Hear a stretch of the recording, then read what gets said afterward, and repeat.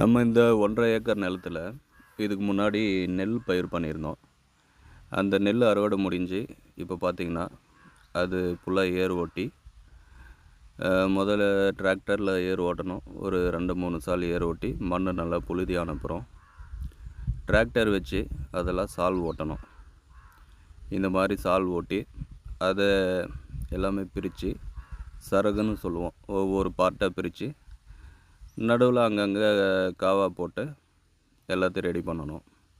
இதில் நம்ம கம்பு நடவு பண்ணிகிட்ருக்கோம். விதை நடவு மூலிமா கம்பு விதையும் நடவு பண்ணுவாங்க. இல்லைன்னா விதைச்சிட்டு நாற்று பிடுங்கி நாற்றங்கால் மூலிமா நாற்றும் நடவு பண்ணுவோம். இந்த புழுதியில் நம்ம நடக்கணுன்னாக்க நம்ம கால் நல்லா ட்ரெயின் ஆகிருக்கணும். இல்லைனாக்க பழகாதவங்கெல்லாம் நடந்தீங்கன்னாக்க கால் புண்ணாகிற அளவுக்கு வலிக்கும்.